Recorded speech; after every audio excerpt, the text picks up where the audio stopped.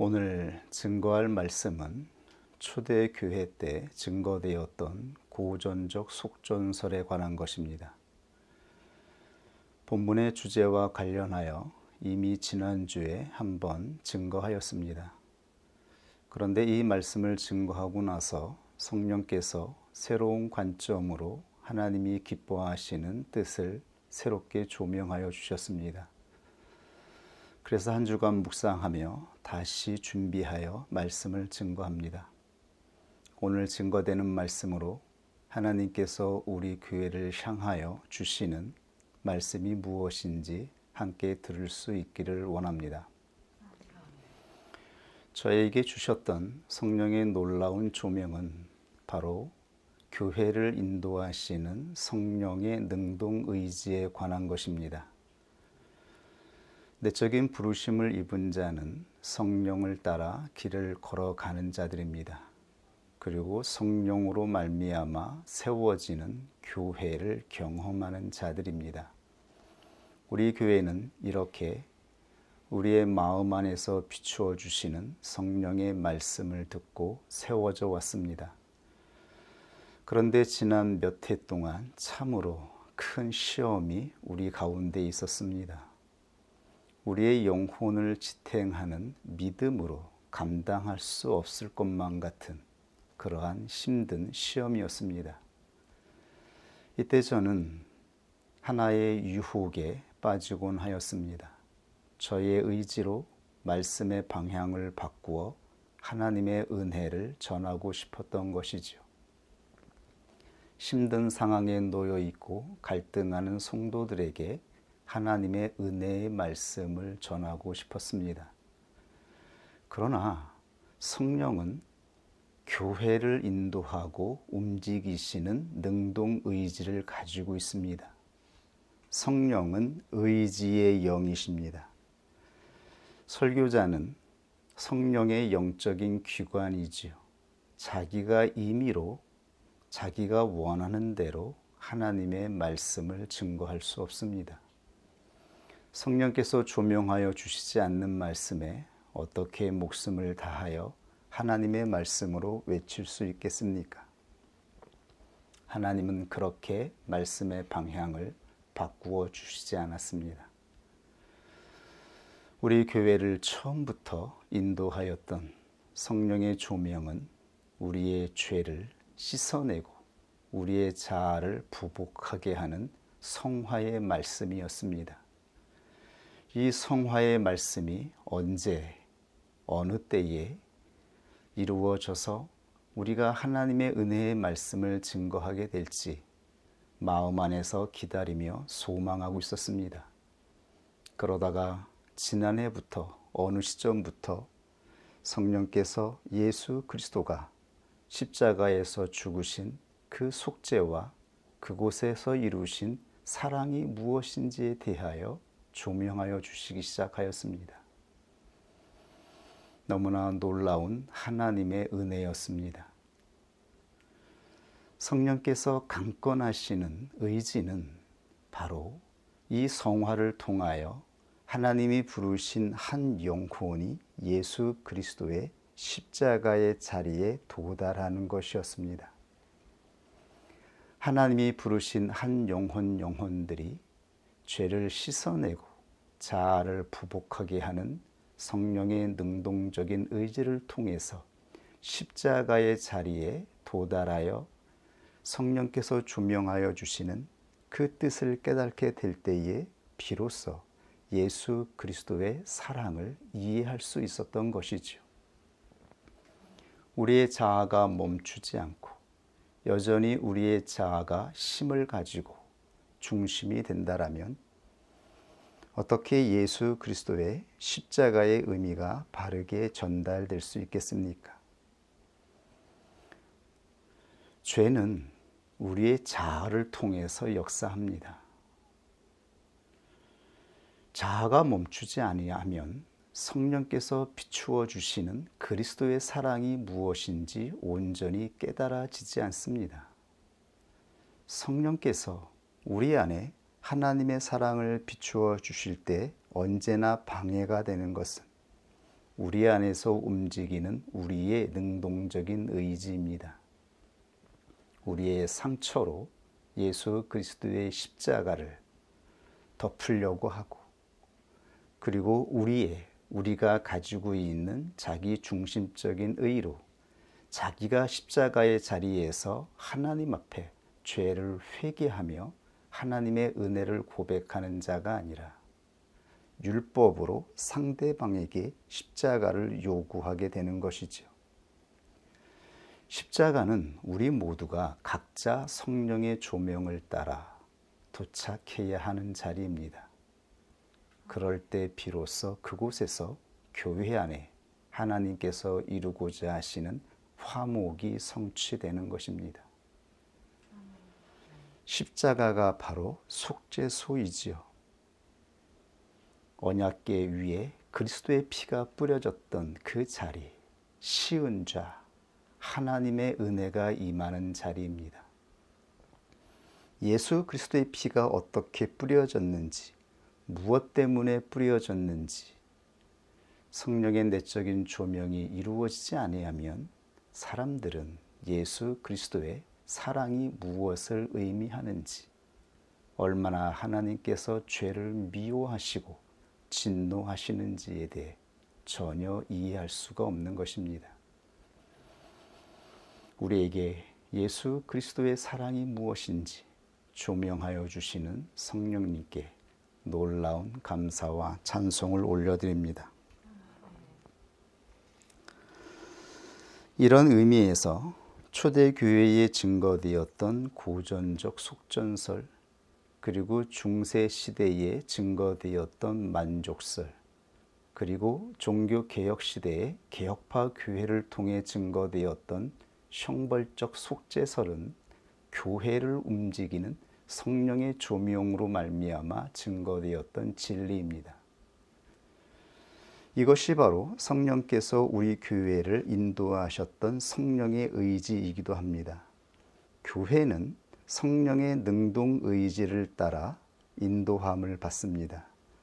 그리고 오직 성령의 조명을 따라 교회는 세워집니다. 하나님의 말씀이 환경을 움직이고 시대를 움직입니다.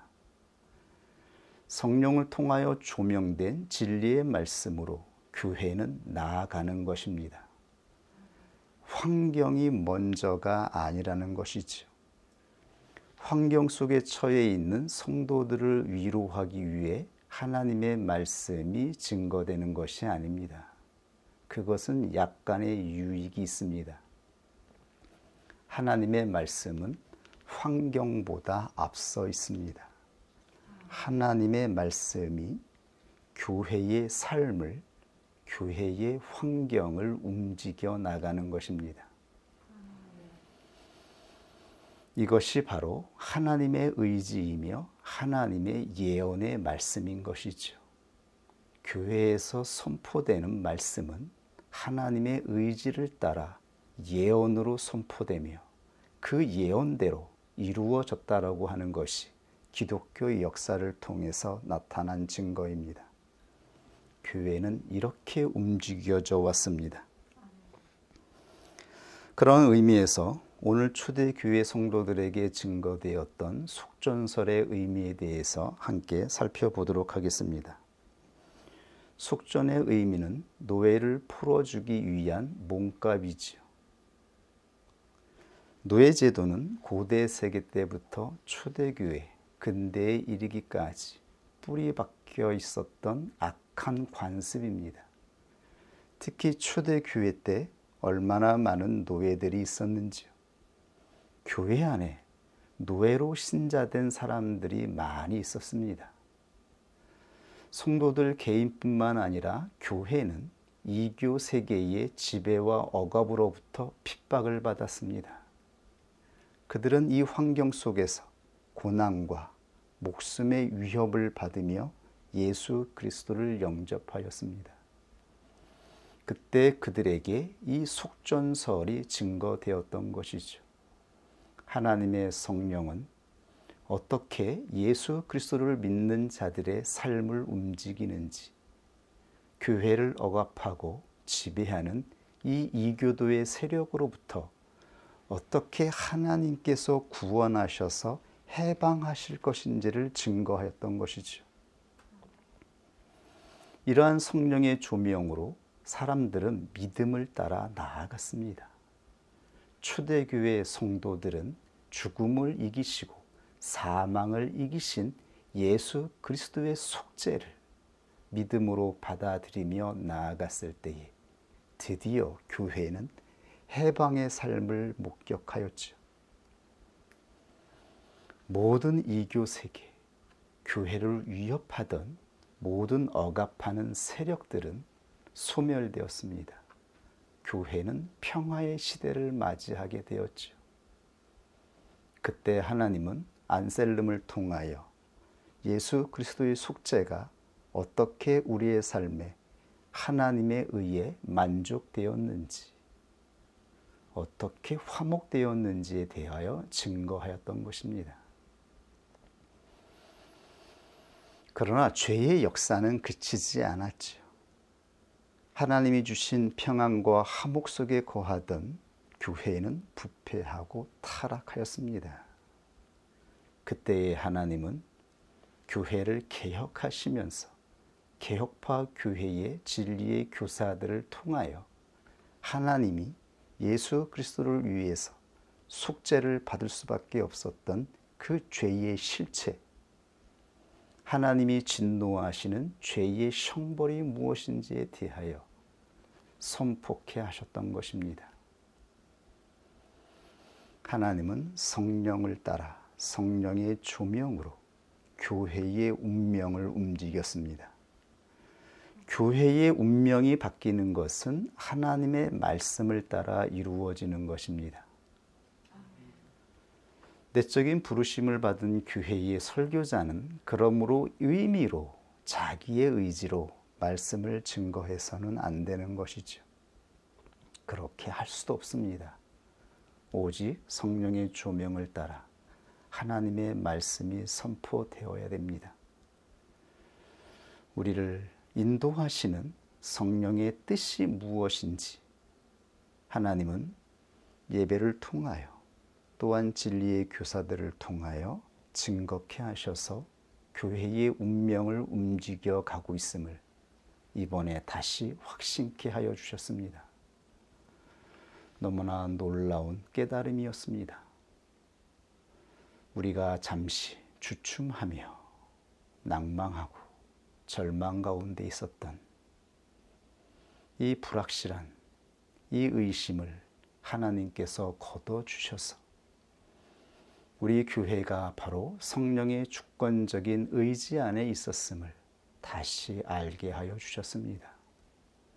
그래서 우리의 영혼이 자유할 수 있도록, 그리고 이제 성령께서 우리에게 비춰주시는 예수 그리스도의 사랑, 그리스도가 이루신 십자가의 자리에서 이루어진 하나님의 뜻이 무엇인지 알아가는 교회가 되기를 원합니다.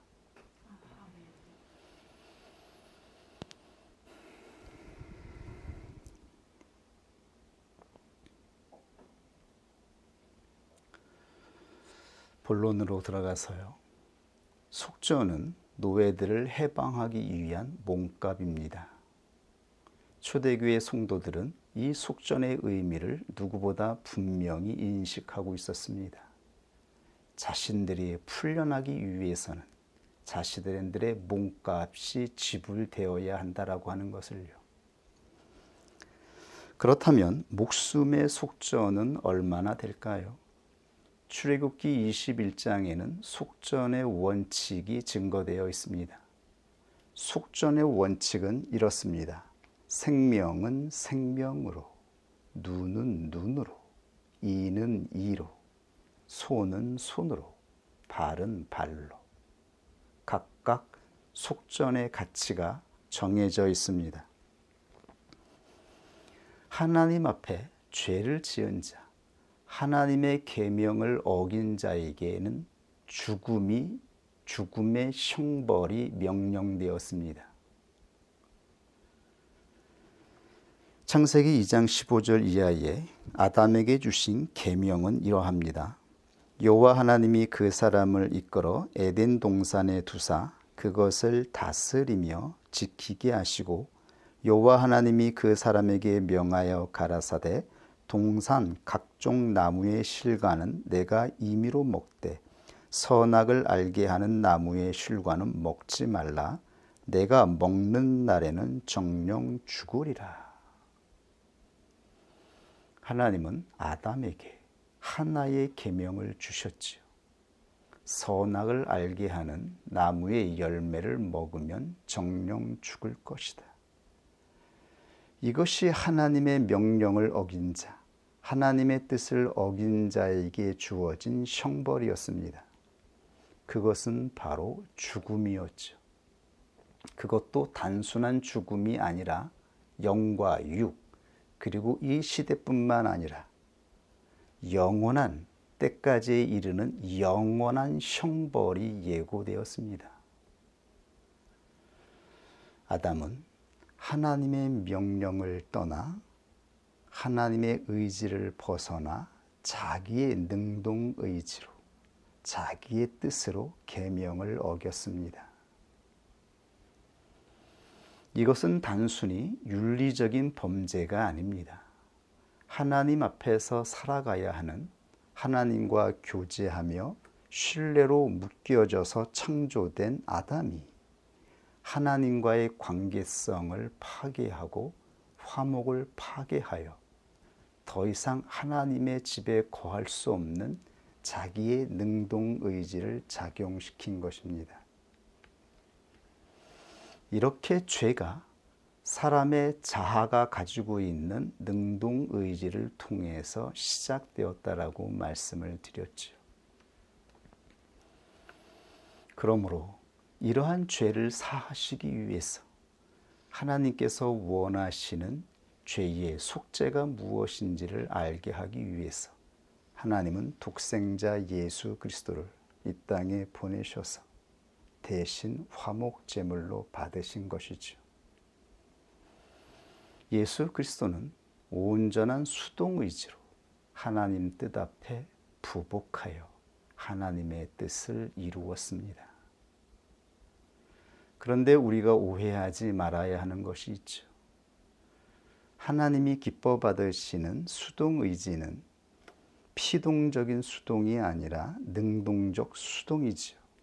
이것이 예수 그리스도가 이루신 온전한 능동적 수동입니다. 하나님의 뜻을 온전히 신뢰하여 자신의 뜻으로 받들어 나아가 그 하나님의 뜻을 이루는 것, 하나님 뜻 앞에 부복하는 것. 우리 마음 안에서 어떠한 작용이 일어나는지 하나님은 다 보고 있습니다. 성령께서 아시죠. 겉으로는 순종하고 순복하는 것 같아 보이지만 우리의 내면 안에서 자아가 어떻게 순복하는지, 정말 온전한 신뢰로 순복하는지, 아니면 불신과 의심으로 어쩔 수 없이 순복하는지를 성령께서 아십니다. 그리고 그 죄를 조명하시는 것이죠. 그 죄를 조명하실 때에 우리는 예수 그리스도의 십자가를 바라보며 온전히 멈추어야 합니다. 우리 자신의 의, 선악과를 따먹은 그 열매로 말미암아 작동한 우리 자신이 판단하는 의가 있죠. 윤리적으로, 표면적으로, 지식적으로 가지고 있는 그 의로 판단하여 하나님 앞에서 자기의 자아로 작동하는 의지가 있습니다. 성령은 이것을 보시죠. 그리고 그것을 다루십니다. 죄가 어떻게 파생되는지, 어떻게 원수 마귀가 그 죄를 통하여 우리의 인생을 불행과 고통으로 만드는지를 하나하나 다 비추어 주시죠. 결국 육체의 본성을 따라 형성된 육체의 인격, 가치관들이 다 조각조각 해체되지 아니하면 속죄소에 도달할 수가 없습니다. 이것이 구약에서 드려진 속죄 제사의 모형이었습니다. 육체를 따라 건설된 이 육체의 인격이 613개로 완전히 해체되어서 번제단에서 태워지고 다시 성소에서 하나님의 말씀을 먹고 진리의 빛을 따라서 새 인격으로 조명이 이루어질 때에 그 존재가 속죄소로 들어가서 하나님과 은혜로 화목할 수 있는 것이죠. 우리의 육체의 인격이 해체되지 아니하면 성령께서 우리의 내면을 조명하실 때에 우리는 멈추어지지가 않아요. 이것이 우리에게 임한 불같은 시험이었어요. 우리의 자아가 멈추어지지 않는 거예요. 지난 몇 해 동안 우리는 극심한 시험 가운데 있었습니다. 성령께서 더 이상 우리의 자아를 다스리지 않는 것 같아서, 가망이 없는 것 같아서, 정말 우리가 내적인 부르심을 받은 교회가 맞는지 의심할 정도로 우리의 자아는 멈추지를 못했습니다. 너무나 괴롭고 심각했었습니다. 처음으로 의심이 들었지요. 과연 우리 안에 진리의 성령께서 여전히 함께하고 계신지에 대하여 의문이 들었던 것입니다. 그러나 하나님은 그러한 우리들의 상태를 온전히 비추어 주셔서 우리가 얼마나 악한 상태에 있는지, 죄를 회개하지 않는지, 우리 자신의 의지로 우리의 자아를 멈추지 못하는지를 낱낱하게 보여주셔서 결국 전적으로 타락했다라고 하는 것이 무슨 의미인지를 깨닫게 하여 주셨습니다. 그리고 예수 그리스도의 피로 덮어주셔서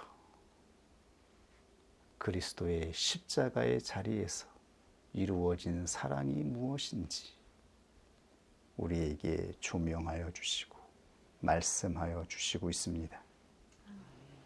이 말씀은 우리의 상태가 그렇게 되었다라는 의미가 아니라 우리의 영혼을 인도하는 성령의 의지라고 하는 것입니다. 이제 우리 교회는 예수 그리스도의 십자가를 따라 진정 하나님의 은혜를 나타내는 자로 나아가야 한다라고 하는 것을 성령께서 조명하여 주시고 있는 것입니다. 우리의 길이 보이게 된 것입니다.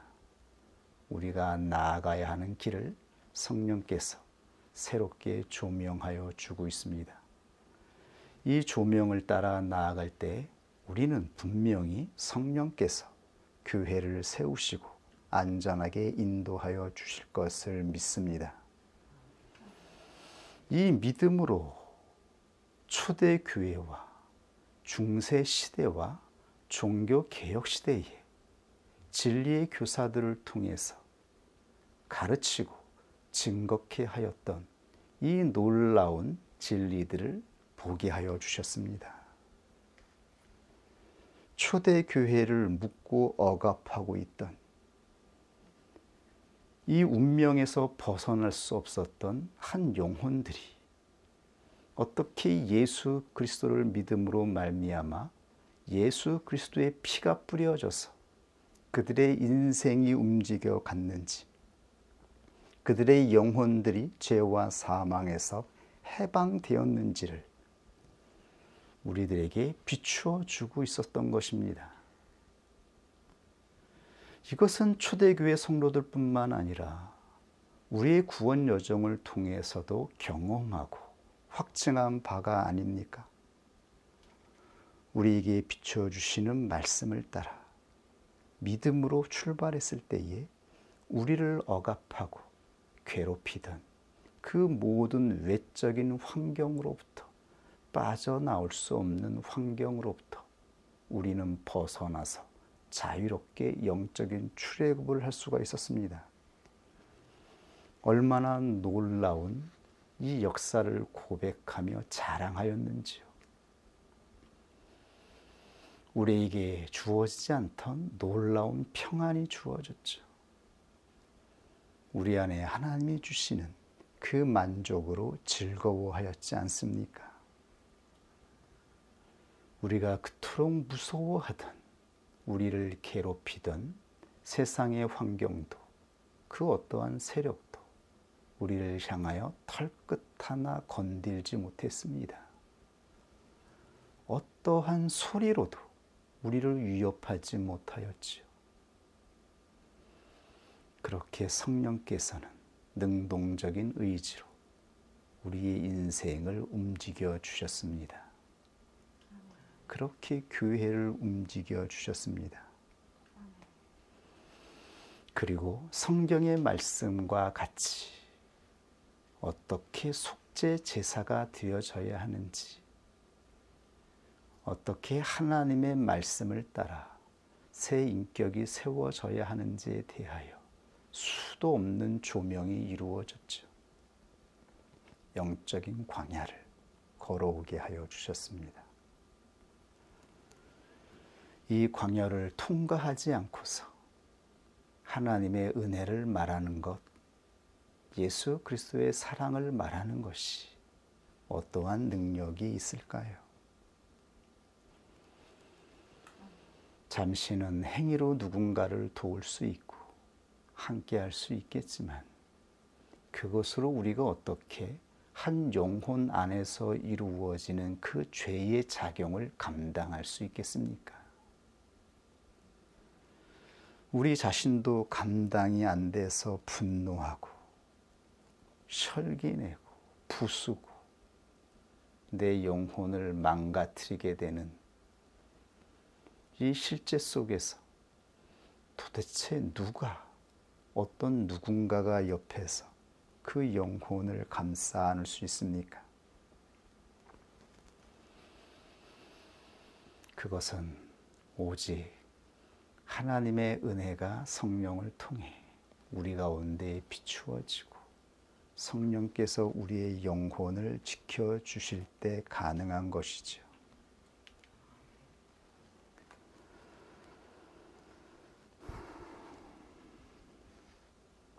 초대교회 교부들은 이렇게 예수 그리스도가 원수 마귀와 싸우셔서 죽음에서 단번에 승리하신 이 놀라운 역사를 증거하였습니다. 그리고 어둠의 세력에 사로잡혀 있던 영혼들을 어떻게 구원하셨는지에 대하여 이 속전설로 가르쳤던 것입니다. 그러나 이러한 고전적 속전설과 관련하여 주의할 점이 있습니다. 자세한 교리적인 내용들은 책을 참고해 보시면 좋을 것 같습니다.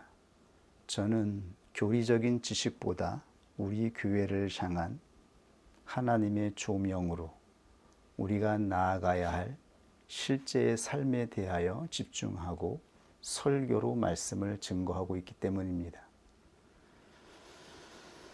이러한 속죄 교리에 대해 주의할 점이 있습니다. 그것은 영적인 싸움을 우주적인 것으로 이해할 수 있다라고 하는 것이죠.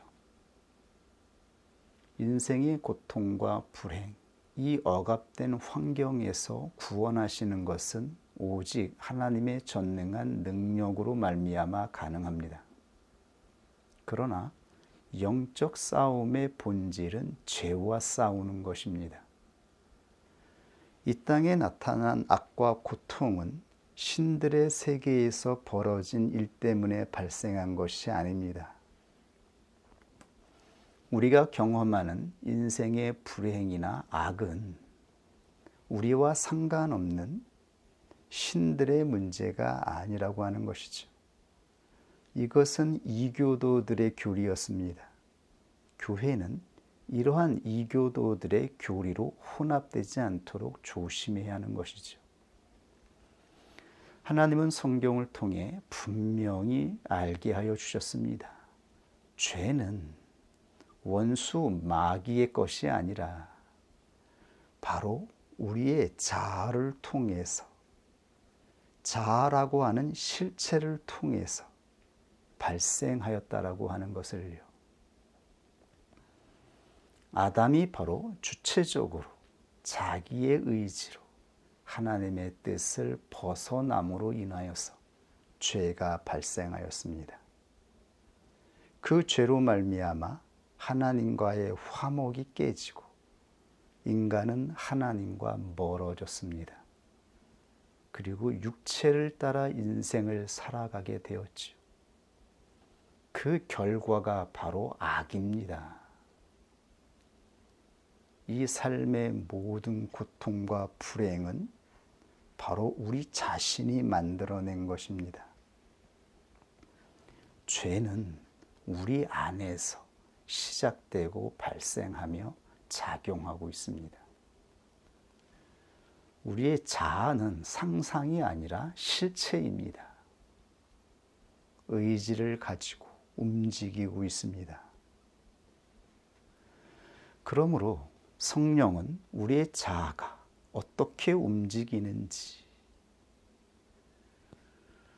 어떠한 작용을 가지고 발생하는지, 그리고 어떻게 해야 멈출 수 있는지에 대하여 선명하게 조명해 주시는 것이죠.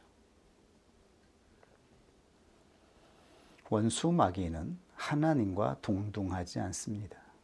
이것이 욥기서의 주제가 아닌가요? 욥기서는 하나님이 기뻐하는 종 욥이 어떻게 고난을 당하고 이겨냈는지에 대해 가르쳐주고 있습니다. 이때 수단으로 사용된 사단은 하나님이 부리는 종이었죠. 결국 욥은 하나님을 신뢰하는 그 믿음으로만 이 고난을 이겨낼 수 있는 것입니다. 그리고 하나님의 은혜로 하나님은 이 욥의 영혼을 보존하십니다. 그 어떠한 시험 가운데에서도 하나님은 욥의 영혼이 파괴되지 않게 주권적으로 역사하십니다. 사단이 함부로 우리의 영혼을 망하게 할 수 없습니다. 하나님의 주권 아래 원수 마귀가 있는 것입니다. 그러므로 원수 마귀는 지옥을 지배하는 자가 아니죠. 이건 이교도의 관념입니다. 마지막 때에 요한계시록 20장을 보면 원수 마귀는 거짓 선지자들과 짐승들과 더불어서 불과 유황이 있는 그 지옥불에 떨어질 것이라고 말씀하셨습니다. 그곳은 하나님의 심판이 이루어지는 곳이지요. 인간이 받아야 할 끔찍한 고통으로 영원히 형벌을 받는 곳입니다. 그곳에 원수 마귀도 떨어지고 육체를 따라 나아간 자들도 심판으로 떨어지게 될 것입니다. 우리는 이것을 분명하게 명심하고 성령께서 우리의 길을 인도하고 있다는 것을 분명히 확신하여 믿음의 싸움을 싸워야 할 것입니다.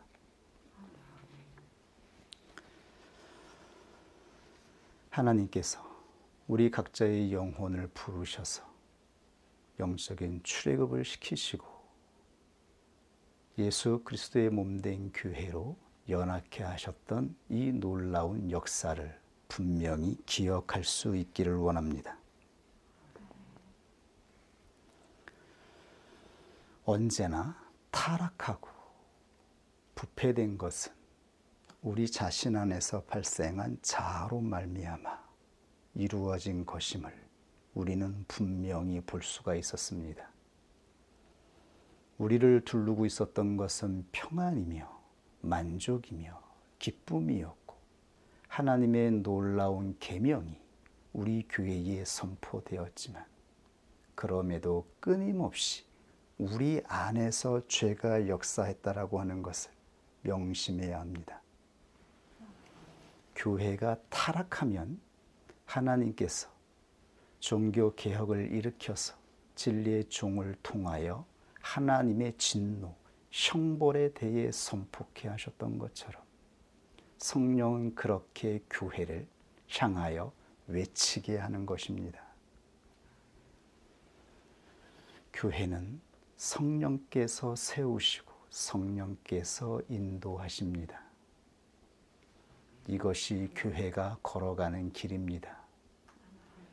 이 믿음을 따라 마지막까지 구원의 여정을 완수하고 하나님께서 이루실 예수 그리스도 안에서 이루시는 화목을 바라보는 자가 되기를 원합니다. 우리 다 같이 오늘 주신 말씀 앞에 함께 기도하겠습니다.